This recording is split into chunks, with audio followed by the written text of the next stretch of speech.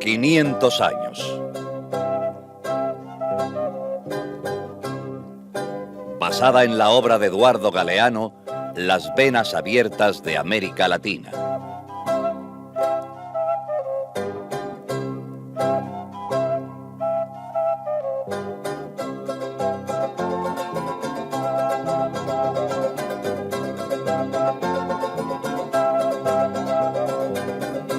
Tierra sin hombres. Y hombres sin tierra.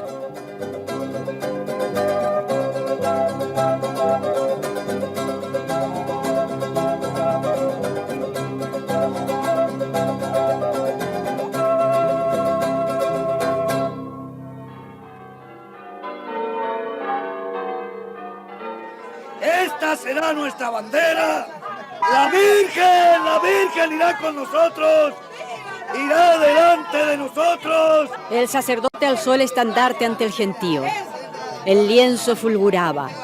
Desde él, Nuestra Señora de Guadalupe, la Virgen Morena, sonreía a los indios. Ella llegó a México hace 300 años y lo ha visto todo con sus ojos. El padre Miguel Hidalgo tenía casi 60 años cuando puso al frente de los indios de su parroquia la bandera de la Virgen de Guadalupe y comenzó la lucha por la independencia de México. Era el año 1810. ¿Y qué es lo que ha visto la Virgen? Ella vio llegar a los españoles, los vio robarse la tierra de los indios. Eran las milpas de maíz de nuestros abuelos y hoy son las haciendas de esos codiciosos terratenientes. Hermanos, ¿queremos recuperar esas tierras? ¡Sí! ¿Queremos volver a ser los dueños de esas tierras que los odiados gachupines nos robaron? ¡Sí! El padre Miguel Hidalgo sabía muchas cosas. Hablaba la antigua lengua indígena de los otomíes, que habían sido exterminados por los conquistadores. Había enseñado a los indios a cultivar la uva y a criar el gusano de seda, a fabricar la loza y las tejas. El cura Hidalgo les estaba enseñando ahora a empuñar las armas para recuperar sus tierras. ¡La tierra! ¡Por la tierra vamos a pelear! ¡Y la Virgen de Guadalupe peleará con nosotros! En menos de 6 semanas, 80,000 hombres seguían al padre Miguel Hidalgo. ¡Viva la Virgen de Guadalupe! ¡Fueron los españoles! El cura revolucionario, al frente de la avalancha insurgente de indios sin tierra, suprimió los impuestos, decretó la libertad de los esclavos, repartió tierras en Guadalajara y se abalanzó sobre México.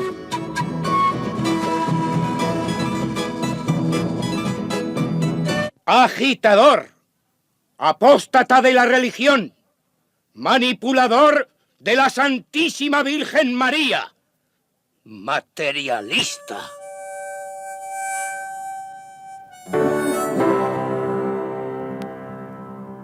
Los obispos de México, que eran españoles y eran también grandes terratenientes, lo calumniaron, lo persiguieron. El obispo de Michoacán lo excomulgó y lo mandó a fusilar.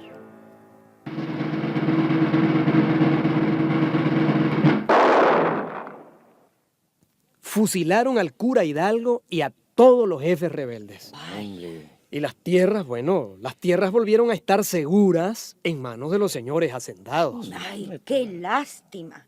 Me gustaba ese cura rezador y peleador. Así debían ser todos los reverendos. Pero oiga una cosa, señora. Hidalgo no fue el único. Ah, ¿no? No. Otro cura recogió su bandera ese mismo año y siguió peleando. ¿Y quién fue? El padre José María Morelos. ¿Habían oído de él? No. Bueno, pues, este mismo siguió repartiendo tierra, suprimió la esclavitud, puso en pie a medio México. Mire. Pero hay un pero. Junto a estos curas revolucionarios, había obispos terratenientes. Y claro, pues a Morelos también lo mandaron a fusilar. Entonces, ¿en qué quedó la independencia de México, digo yo? Bueno, la independencia se consiguió unos años después. Pero que va. Aquella independencia no tenía ya ninguna de las banderas que habían levantado estos dos curas. La independencia no tocó a los terratenientes. Fue como un acuerdo entre los ricos de España y los ricos criollos de México para poner unos cuantos parches. Vamos, igual que siempre. Vamos. Ujú. Pero el que no cambia el latifundio, no cambia nada.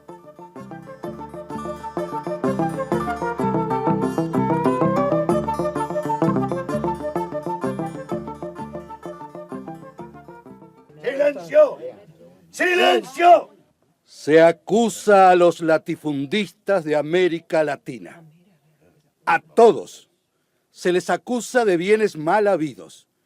Heredaron de sus padres y de sus abuelos enormes extensiones de tierra, pero son tierras robadas. ¿Pero con qué derecho habla así? ¿Pero cómo se atreve?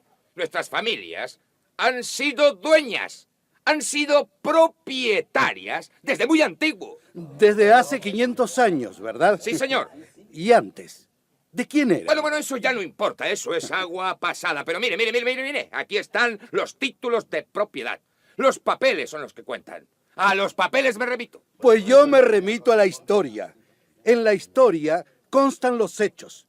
Los españoles y los portugueses llegaron aquí. Pusieron a los indios a hacer trabajos forzados en las minas y en las plantaciones. Y se quedaron con las tierras. Así arrebataron las tierras de comunidades enteras. Así se hicieron propietarios de la noche a la mañana. Millones de hectáreas robadas. ¿Pero por qué sigue hablando de robo? Nosotros heredamos esas tierras de nuestros abuelos. Pero sus abuelos se las robaron a los indios.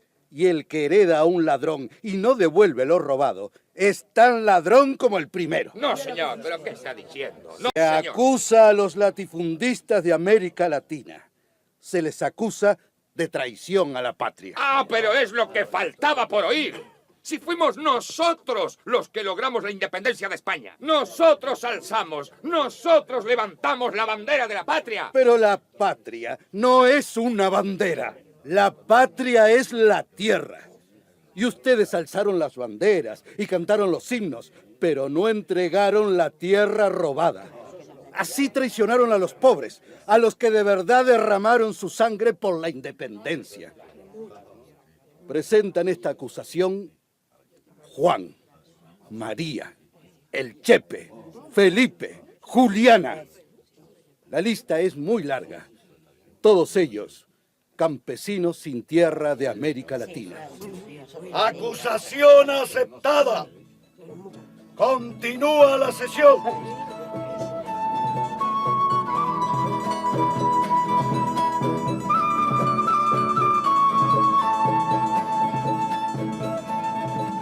De una punta a la otra punta del continente, el problema era el mismo. Por los años en que el cura Hidalgo y el cura Morelos luchaban y morían en México, José Artigas levantaba la misma bandera de la tierra en las pampas del sur de América, en los territorios que hoy ocupan el Uruguay y las provincias del nordeste argentino. ¿Qué independencia va a ser esta? ¿Qué nación vamos a construir? ¿Una nación solo para los ricos comerciantes del puerto de Buenos Aires y para los terratenientes de las provincias? ¡No, no! No habrá independencia hasta que no haya tierra para los gauchos, para los indios y para los negros. Tierra para todos. Una patria grande para todos.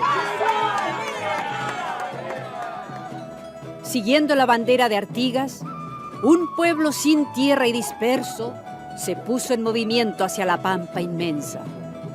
Y en la pampa, entre 1000 fogones de criollos pobres, el general Artigas dictaba los decretos de su gobierno revolucionario.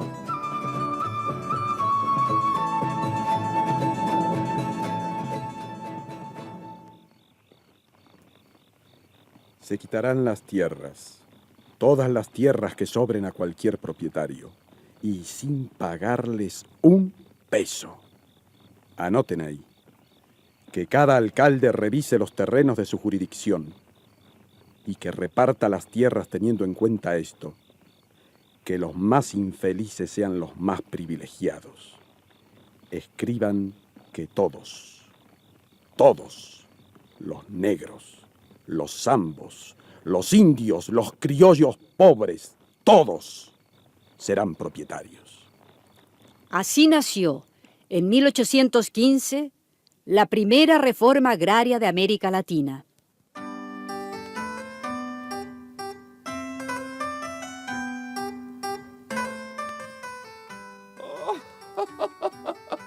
Repartiendo tierras. Pero ¿qué pavada es esa, che? Pero ¿qué se ha creído ese Artigas?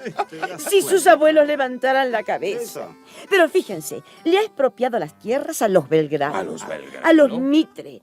A los Rivadavia. Pero che. ese loco no respeta la patria, che. No respeta su sangre ni su clase. Es un resentido, ¿eh? Y va con poncho.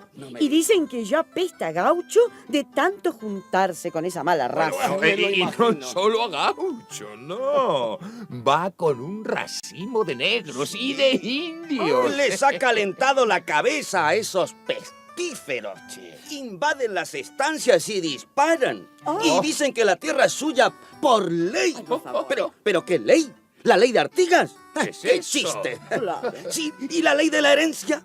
¿Y la ley de la propiedad privada? Claro, eso. ¿Pero dónde quedan los derechos adquiridos, che?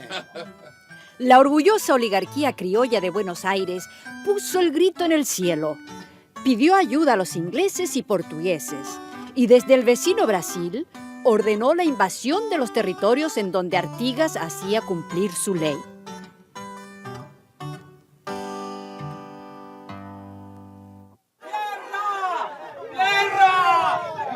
¡Por la tierra, hermanos! ¡Por nuestra tierra! La resistencia de los campesinos duró 4 largos años. Los pobres sabían bien que en aquella guerra se jugaba su verdadera independencia y pelearon con lanza y cuchillo, en montonera, contra el bien armado y numeroso ejército del Brasil. Pero vencieron los terratenientes. Y los gauchos no conservaron otras tierras que las de sus tumbas. Artigas, solo, se fue para siempre a morir en el exilio. Usted se va vencido y su tierra se queda sin aliento. Su tierra, nuestra tierra del sur. Usted le será muy necesario, don José. Usted le hará falta, porque usted, don José Artigas, con su poncho rotoso, usted, general de los sencillos, es la mejor palabra que el Uruguay ha dicho.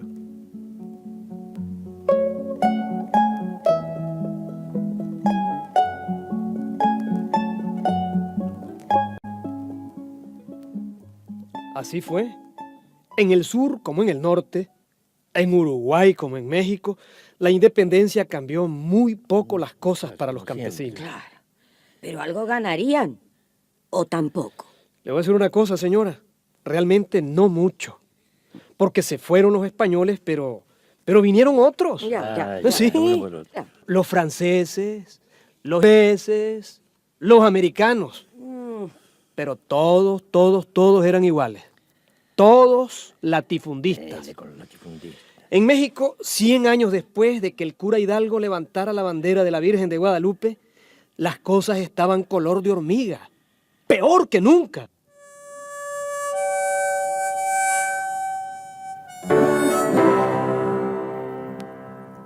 La situación de los campesinos mexicanos en 1910 era insostenible. 840 latifundistas, muchos de ellos norteamericanos, eran dueños de prácticamente toda la tierra que se cultivaba en el país. Las haciendas de los terratenientes de México estaban consideradas como los latifundios más extensos, no solo de América, sino de todo el mundo. Una sola compañía norteamericana, la Hartford Company, era dueña de más de 11 millones de hectáreas de tierra mexicana. De los 15 millones de mexicanos, 12 dependían de los salarios rurales. Los salarios rurales no habían aumentado ni un solo centavo en más de 100 años.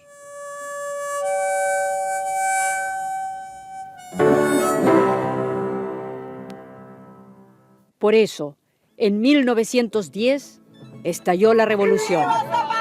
Y en la región de los latifundios azucareros, Emiliano Zapata levantó la bandera de la tierra al frente de los campesinos mexicanos.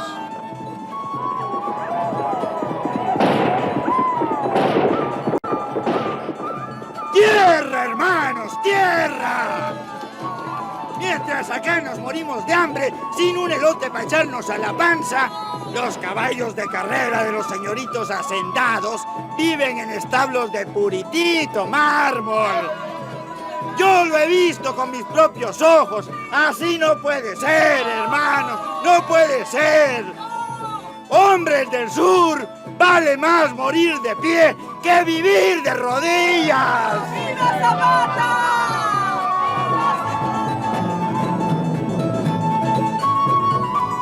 ¿Qué dices, orgulloso de Zapata? ¿Que los campesinos quieren tierra para sembrar? Ándele pues, que siembran en macetas. ¿Qué dice el señorito hacendado? ¿Que no entrega la tierra? Pues dígale que la tierra se reparte con un rifle. ¡Viva Zapata! ¡Viva! ¡Tierra y libertad! Y las banderas rojas y negras de la primera revolución de América Latina ondearon en el sur de México. Vamos a hacer una ley agraria y vamos a hacer un ejército de campesinos para defender esa ley agraria. ¡Viva Zapata! ¡La tierra es de quien la trabaja! ¡Viva!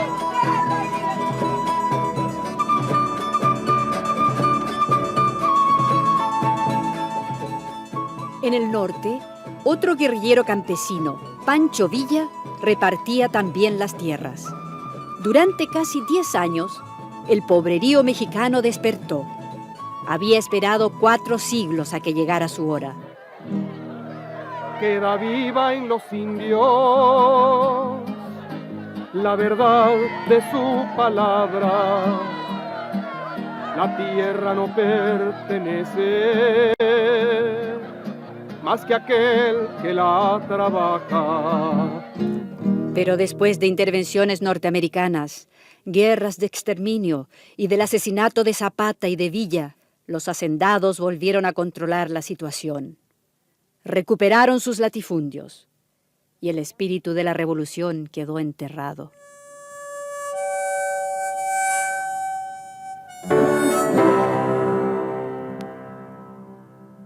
Y tanto que se oye a veces de la Revolución Mexicana. Y hasta un partido revolucionario tienen. Es cierto. Pero, por lo visto, eso es solo una revolución de boquilla. Ciertísimo, ciertísimo. De boquilla y de papeles. Pero aquellas banderas no se perdieron. No. Las banderas campesinas son, ¿cómo podría decirle? Son como las semillas. Eso, como las semillas. Cuando parece que las entierran, repuntan con más fuerza.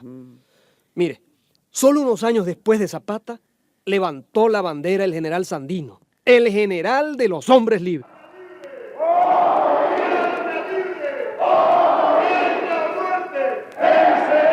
Y ahí estaba su bandera roja y negra. Ahí está, alzada en Nicaragua. Y los campesinos empiezan a comer y los campesinos empiezan a ser dueños de la tierra. Pero la reforma agraria va, de todas maneras va. Pero la reforma agraria va, de todas maneras va. La revolución cubana también alzó la bandera rojinegra y empezó precisamente con una ley de reforma agraria repartiendo la tierra a los campesinos.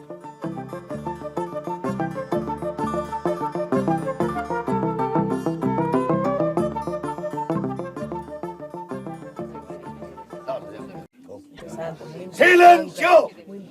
¡Silencio! ¡Protesto, señor juez! ¡Protesto! Este programa que estamos oyendo es tendencioso. El problema de la tierra en América Latina es un problema mucho más complejo. Y ya se está resolviendo. Y aquí solo se habla del pasado con odio para fomentar la lucha de clases.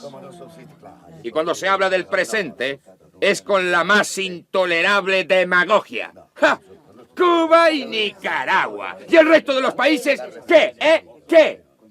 ¿Por qué no se dice que en toda América Latina ya hay leyes agrarias y se están repartiendo las tierras? ¿Por qué habla de eso? ¡Basta ya de ideologías! Claro. ¡Silencio! Claro que hay reformas agrarias por todo el continente. Las hay en la palabrería de todos los políticos y en las gavetas de todos los ministerios. Sí, todos. Hasta los latifundistas ya aprendieron que la mejor manera de no hacer la reforma agraria es cacarearla mucho. ¡Protesto, señor juez! ¡Protesto! ¡Eso no es cierto! Todo el mundo sabe cuántas leyes agrarias hay, cuántas experiencias positivas en toda América Latina. Sí. Aflojemos un poco la cuerda para que no se reviente. Cambiemos algo para que todo siga igual. Solicito del señor juez que pasen algunos testigos de los países en donde ya se hizo la reforma agraria.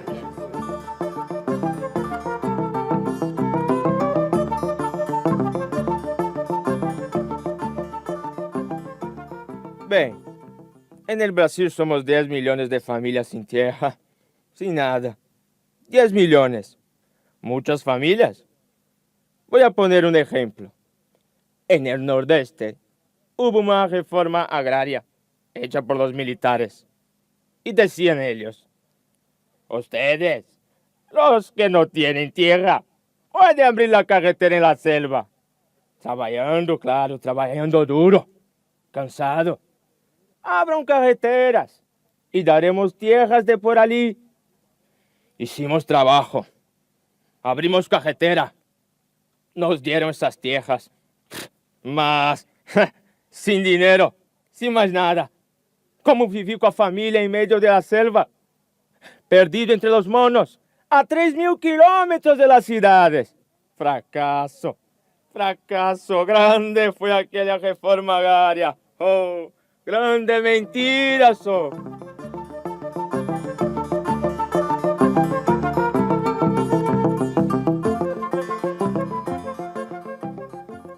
Gobierno ecuatoriano repartió tierras. Puchicas, dieron las tierras altas, las peores tierras, ca.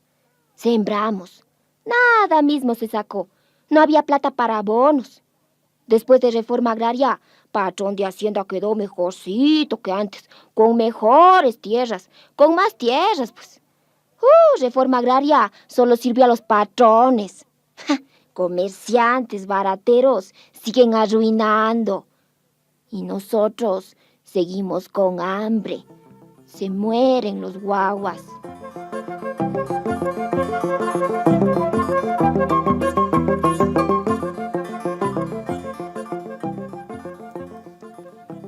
La reforma agraria en la República Dominicana. Papel guindado en la pared del bojío. Eso fue lo que me tocó a mí. La tierra. Ni de lejos la vi. Pero me dieron el título. Me apuntaron el nombre como beneficiado por la ley. Bueno, y a mi compadre le dieron la tierra, pero el crédito no. Y a otra comunidad le dieron el crédito. Y después la deuda era tan grande que el Banco Agrícola le quitó la tierra. A un paquete de gente la metieron a trabajar en una cooperativa del gobierno. Salieron de un patrón malo para otro peor. Por eso en Dominicana, esa desgracia, ¿sabes cómo la llamamos los campesinos? Reforma agria. No agraria, sino agria. Porque le amargó la vida a todo el mundazo esa maldita vaina.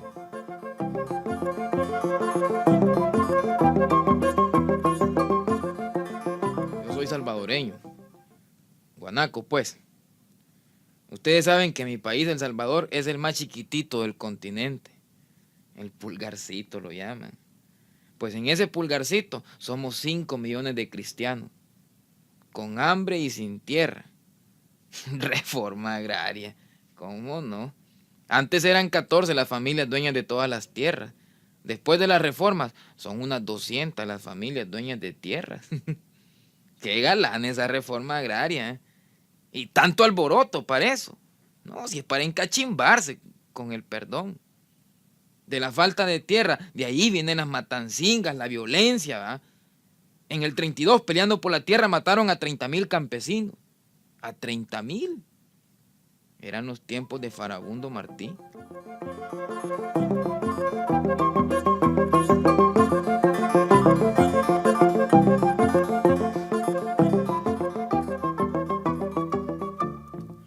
¿Y qué dirían los campesinos de otros países? ¿Qué dirían los argentinos, los venezolanos, los bolivianos? No, el problema está ahí, sigue ahí. Es el problema mayor de América Latina, porque la reforma agraria es la primera bandera. La primera bandera es la tierra. Pero la reforma agraria no es solo la tierra, es el crédito, es la semilla, son los transportes, son los mercados, es todo. Es toda la estructura económica y social de un país. Vean estos datos, señores. La producción del campo latinoamericano es hoy menor que antes de la Segunda Guerra Mundial. Vamos para atrás. Hoy se producen en América Latina menos alimentos que nunca.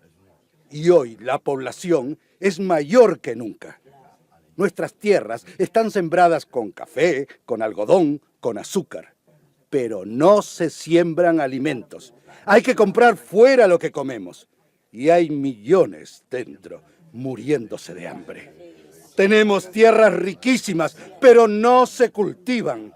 Solo el 5% de las tierras latinoamericanas está cultivado. Solo el 5%. ¿Qué es esto? El desperdicio de tierra más grande de todo el planeta. Desperdicio de tierras y desperdicio de hombres, porque no hay trabajo en el campo. Tierra sin hombres y hombres sin tierra. Y la poca tierra que se siembra, acaparada por unos cuantos. Esto es un crimen. El latifundio es el pecado original de la colonia.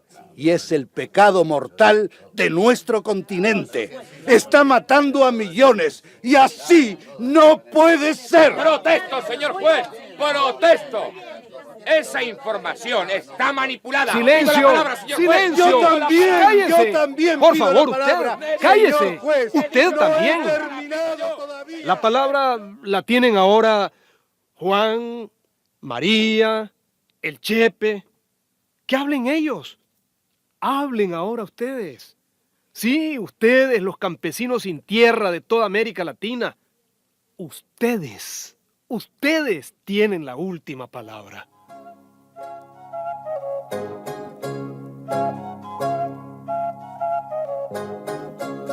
...500 años... y siguen abiertas las venas de América Latina.